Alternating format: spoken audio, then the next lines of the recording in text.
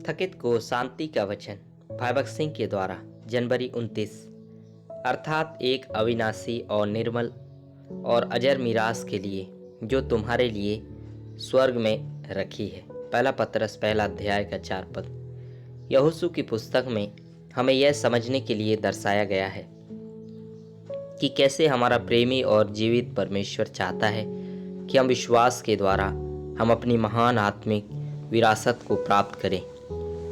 जब परमेश्वर ने इज़राइल के संतान को मिस्र से छुड़ाया तो उसने उन्हें कनान की समृद्ध और उपजाऊ भूमि को उनकी विरासत के रूप में देने के उद्देश्य से किया। इसी प्रकार प्रभु यीशु मसीह न केवल हमारे पापों को क्षमा करते हैं बल्कि यह भी चाहते हैं कि हम स्वर्गीय विरासत में अपना पूरा हिस्सा लें।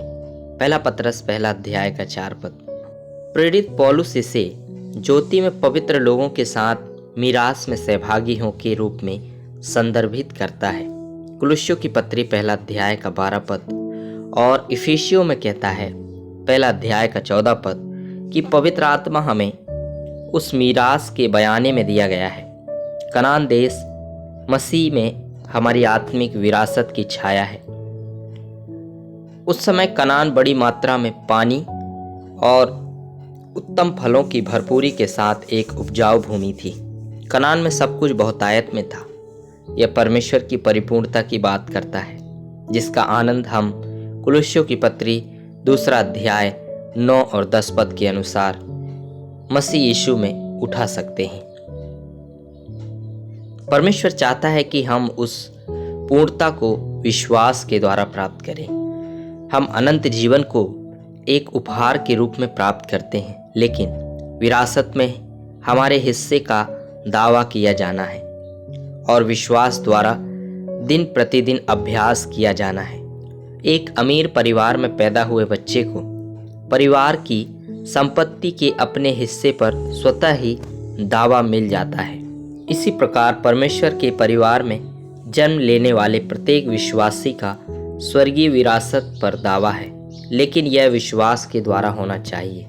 राहाब की कहानी जो यहोशू के दूसरे अध्याय में अभिलिखित है हमें सिखाती है कि कैसे हम विश्वास के द्वारा अपनी मीरास को प्राप्त कर सकते हैं। राहाब एक मूर्ति पूजक वेश्या होने के कारण उस बड़े भाग पर अधिकार नहीं रखती थी जिसे परमेश्वर इज़राइल के लोगों को देना चाहता था। आश्चर्यजनक रूप से हम पाते हैं कि इस तिरस्कृत महिला को इज़राइलियों के महान परमेश्वर में वास्तविक जीवित विश्वास था।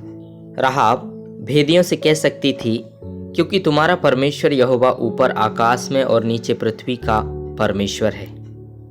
पद 11। उसे यहाँ तक विश्वास था कि यहोवा ने उन्हें यह देश पहले ही दे दिया है।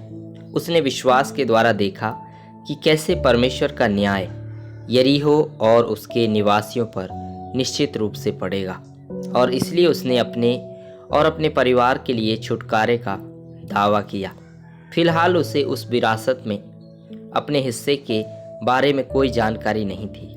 परमेश्वर ने न केवल उसे पापपूर्ण जीवन से छुड़ाया बल्कि उसे पवित्र और चुनी हुई पीढ़ी में भी लाया।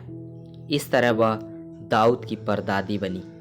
मत्ती सुसमाचार पहला अध्याय का 5 पद। और अंततः उसी क्रम में प्रभु यीशु मसीह का भी जन्म हुआ। इस प्रकार हम देखते हैं कि कैसे सबसे पहले जीवित और सच्चे परमेश्वर में विश्वास के द्वारा हम अपनी विरासत का आनंद उठा सकते हैं।